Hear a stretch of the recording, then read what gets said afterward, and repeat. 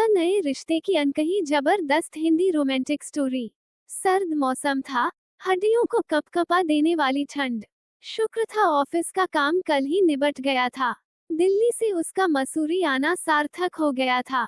Boss निश्चित ही उससे खुश हो जाएंगे। श्रीनिवास खुद को काफी हल्का महसूस कर रहा था। माता पिता की वह इकलौती संतान थी। उसके अलावा दो छोटी बहनें थीं। पिता नौकरी से रिटायर्ड थे। बेटा होने के नाते घर की जिम्मेदारी उसे ही निभानी थी। वो बचपन से ही महत्वाकांक्षी रहा है। मल्टीनेशनल कंपनी में उसे जॉब पढ़ाई खत्म करते ही मिल गई थी। आकर्षक व्यक्तित्व का मालिक तो वह था ही, बोलने में भी उसका जवाब नहीं था। लोग जल्दी ही उससे प्रभावित हो जाते थे। कई लड़कियों ने उससे दोस्ती करने की कोशिश की, लेकिन अभी वह इन सब पचड़ों में नहीं पड़ना चाहता था। श्रीनिवास ने सोचा था मसूरी में उसे 2 दिन लग जाएंगे, लेकिन यहाँ तो एक दिन में ही काम निबट गया। क्यों न कल मसूरी घूमा जाए। श्रीनिवास मजे से गरम कंबल में सो गया। अगले दिन वो मसूरी के माल रोड पर खड़ा था, लेकिन पता चला आज वहाँ टैक्सी व बसों की हड़ताल है। इस हड़ताल को भी आज ही होना था। श्रीनिवास अभी सोच में पड़ा ही था कि एक टैक्सी वाला उसके पास आ कानों में फुसफुसाया, साहब कहाँ जाना है? अरे भाई, मसूरी घूमना था, लेकिन इस हड़ताल को भी आज होना था। कोई दिक्कत नहीं साहब, अपनी टैक्सी है ना। इस हड़ताल के चक्कर में अपनी वॉट लग जाती है। सर जी, हम आपको घुमाने ले चलते हैं, लेकिन आपको एक मैडम के साथ टैक्सी शेयर करनी होगी। वे भी मसूरी घूमना चाहती हैं। आपको कोई दिक्कत तो नहीं? ड्राइवर बोला। कोई चारा भी तो नहीं। चलो, कहाँ है टैक्सी? ड्राइवर ने दूर खड़ी टैक्सी के पास खड़ी लड़की की ओर इशारा किया। श्रीनिवास ड्राइवर के साथ चल पड़ा। हेलो, मैं श्रीनिवास, दिल्ली से। हेलो, मैं मनामी, लखनऊ से। मैडम, आज मसूरी में हम दो अनजानों को टैक्सी शेयर करना है। आप कंफर्टेबल तो रहेंगी ना? हाँ, थोड़ा अनकंफर्टेबल लग तो रहा है, पर इट्स ओके। इतने छोटे से परिचय के साथ गाड़ी में बैठते ही ड्राइवर ने बताया, सर, मसूरी से लगभग 30 किलोमीटर दूर टिहरी जाने वाली रोड पर शांत और खूबसूरत जगह धनौल्टी है। आज सुबह से ही वहाँ बर्फबारी हो रही है। क्या आप लोग वहाँ जाकर बर्फ का मजा लेना चाहेंगे? मैंने एक प्रश्नवाचक निगाह मनामी पर डाली तो उसकी भी निगाह मेरी तरफ ही थी। दोनों की मौन स्वीकृति से ही मैंने ड्राइवर को धनौल्टी चलने को हाँ कह दिया। गूगल से ही थोड़ा बहुत मसूरी और धनौल्टी के बारे में जाना था। आज प्रत्यक्ष रूप से देखने का पहली बार मौका मिला है। मन बहुत ही कुतूहल से भरा था। खूबसूरत कटावदार पहाड़ी रास्ते पर हमारी टैक्सी दौड़ रही थी। एक एक पहाड़ की चढ़ाई वाला रास्ता बहुत ही रोमांचकारी लग रहा था। बगल में बैठी मनामी को लेकर मेरे मन में कई सवाल उठ रहे थे। मन हो रहा था कि पूछूं कि यहाँ किस सिलसिले में आई हो, अकेली क्यों हो, लेकिन किसी अनजान लड़की से एकदम से ये सब पूछने की हिम्मत नहीं जुटा पा रहा था। मनामी की गहरी, बड़ी बड़ी आंखें उसे और भी खूबसूरत बना रही थीं। न चाहते हुए भी मेरी नजरें बार बार उसकी तरफ उठ जाती। मैं और मनामी बीच बीच में थोड़ा बातें करते हुए मसूरी के अनुपम सौंदर्य को निहार रहे थे। हमारी गाड़ी कब एक पहाड़ से दूसरे पहाड़ पर पहुंच गई, पता ही नहीं चल रहा था।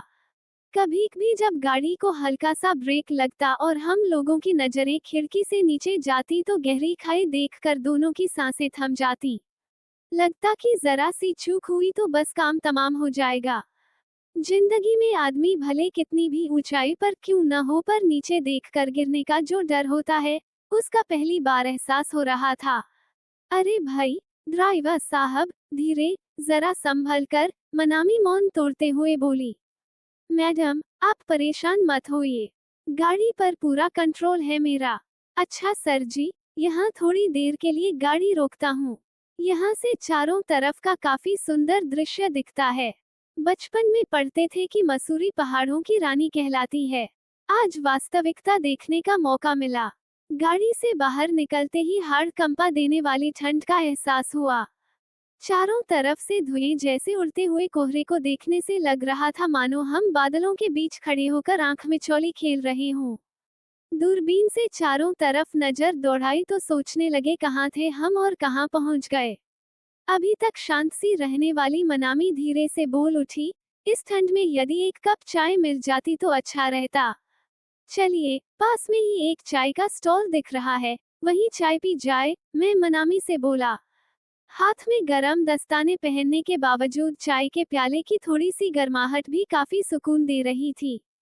मसूरी के अप्रतिम सौंदर्य को अपने अपने कैमरों में कैद करते हुए जैसे ही हमारी गाड़ी धनौल्टी के नजदीक पहुंचने लगी वैसे ही हमारी बर्फबारी देखने की आकुलता बढ़ने लगी। चारों तरफ देवदार के ऊंचे ऊंचे पेड़ दिखने लगे थे जो बर्फ से आच्छादित थे। पहाड़ों पर ऐसा लगता था जैसे किसी ने सफेद चादर उड़ा दी हो। पहाड़ एकदम सफेद लग रहे थे। पहाड़ों की ढलान पर काफी फिसलन होने लगी थी। बर्फ गिरने की वजह से कुछ भी साफ साफ नहीं दिखाई दे रहा था। कुछ ही देर में ऐसा लगने लगा मानो सारे पहाड़ों को प्रकृति ने सफेद रंग से रंग दिया हो। देवदार के वृक्षों के ऊपर बर्फ जमी पड़ी थी, जो मोतियों की तरह अप्रतिम आभा बिखेर रही थी। गाड़ी से नीचे उतरकर मैं और मनामी भी गिरती हुई बर्फ का भरपूर आनंद ले रहे थे। आसपास अन्य पर्यटकों को भी बर्फ में खेलते कूदते देख बड़ा मजा आ रहा था। सर, आज यहाँ से वापस लौटना मुमकिन नहीं होगा। आप लोगों को यहीं किसी गेस्ट हाउस में रुकना पड़ेगा, टैक्सी ड्राइवर ने हमें सलाह दी। चलो, ये भी अच्छा है। यहाँ के प्राकृतिक सौंदर्य को और अच्छी तरह से एंजॉय करेंगे, ऐसा सोचकर मैं और मनामी गेस्ट हाउस बुक करने चल दिए। सर, गेस्ट हाउस में इस वक्त एक ही कमरा खाली है। अचानक बर्फबारी हो जाने से यात्रियों की संख्या बढ़ गई है। आप दोनों को एक ही रूम शेयर करना पड़ेगा, ड्राइवर ने कहा। क्या, रूम शेयर? दोनों की निगाहें प्रश्न भरी होकर एक दूसरे पर टिक गईं। कोई और रास्ता न होने से फिर मौन स्वीकृति के साथ अपना सामान गेस्ट हाउस के उस रूम में रखने के लिए कह दिया। गेस्ट हाउस का वह कमरा खासा बड़ा था। डबल बेड लगा हुआ था। इसे मेरे संस्कार कह लो या अंदर का डर। मैंने मनामी से कहा, ऐसा करते हैं, बेड अलग-अलग कर बीच में टेबल लगा लेते हैं। मनामी ने भी अपनी मौन सहमति दे दी। हम दोनों अपने अपने बेड पर बैठे थे। नींद न मेरी आंखों में थी न मनामी की। मनामी के अभी तक के साथ से मेरी उससे बात करने की हिम्मत बढ़ गई थी। अब रहा नहीं जा रहा था, बोल पड़ा, तुम यहाँ मसूरी क्या करने आई हो? मनामी भी शायद अब तक मुझसे सहज हो गई थी। बोली, मैं दिल्ली में रहती हूँ। अच्छा, दिल्ली में कहाँ? सरोजनी नगर। अरे, व्हाट ए कोइंसिडेंट। मैं आईएनए में रहता हूँ। मैंने हाल ही में पढ़ाई कंप्लीट की है। 2 और छोटी बहनें हैं। पापा रहे नहीं। मम्मी के कंधों पर ही हम बहनों का भार है। सोचती थी जैसे ही पढ़ाई पूरी हो जाएगी, मम्मी का भार कम करने की कोशिश करूंगी, लेकिन लगता है अभी वो वक्त नहीं आया। दिल्ली में जॉब के लिए इंटरव्यू दिया था। उन्होंने सेकंड इंटरव्यू के लिए मुझे मसूरी भेजा है। वैसे तो मेरा सिलेक्शन हो गया है, लेकिन कंपनी के टर्म्स एंड कंडीशंस मुझे ठीक नहीं लग रही। समझ नहीं आ रहा क्या करूं। इसमें इतना घबराने या सोचने की क्या बात है? जॉब पसंद नहीं आ रही तो मत करो। तुम्हारे अंदर काबिलियत है तो जॉब दूसरी जगह मिल ही जाएगी। वैसे, मेरी कंपनी में अभी न्यू वैकेंसी निकली हैं। तुम कहो तो तुम्हारे लिए कोशिश करूं।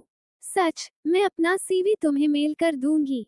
शायद, वक्त ने हमें मिलाया इसलिए हो कि मैं तुम्हारे काम आ सकूं, श्रीनिवास के मुंह से अचानक निकल गया। मनामी ने एक नजर श्रीकांत की तरफ फेरी, फिर मुस्कुराकर निगाहें झुका लीं। श्रीनिवास का मन हुआ कि ठंड से कपकपाते हुए मनामी के हाथों को अपने हाथों में ले ले, लेकिन मनामी कुछ गलत न समझ ले, ये सोच रुक गया। फिर कुछ सोचता हुआ कमरे से बाहर चला गया। सर्द भरी रात। बाहर गेस्ट हाउस की छत पर गिरते बर्फ से टपकते पानी की आवाज अभी भी आ रही है। मनामी ठंड से सिहर रही थी कि तभी कॉफी का मग बढ़ाते हुए श्रीनिवास ने कहा, ये लीजिए, थोड़ी गर्म व कड़क कॉफी। तभी दोनों के हाथों का पहला हल्का सा स्पर्श हुआ तो पूरा शरीर सिहर उठा। एक बार फिर दोनों की नजरें टकरा गईं। पूरे सफर के बाद अभी पहली बार पूरी तरह से मनामी की तरफ देखा तो देखता ही रह गया। कब मैंने मनामी के होठों पर चुंबन रख दिया, पता ही नहीं चला। फिर मौन स्वीकृति से थोड़ी देर में ही दोनों एक दूसरे की आगोश में समा गए। सांसों की गर्माहट से बाहर की ठंड से राहत महसूस होने लगी। इस बीच मैं और मनामी एक दूसरे को पूरी तरह कब समर्पित हो गए, पता ही नहीं चला। शरीर की कंपकपाहट अब कम हो चुकी थी। दोनों के शरीर थक चुके थे पर गर्माहट बरकरार थी। रात कब गुजर गई, पता ही नहीं चला। सुबह सुबह जब बाहर पेड़ों पत्तों पर जमी बर्फ छन छन कर गिरने लगी तो ऐसा लगा मानो पूरे जंगल में किसी ने तराना छेड़ दिया हो। इसी तराने की हल्की आवाज से दोनों जागे तो मन में एक अतिरिक्त आनंद और शरीर में नई ऊर्जा आ चुकी थी। मन में न कोई अपराध बोध, न कुछ जानने की चाह। बस एक मौन के साथ फिर मैं और मनामी साथ साथ चल दिए।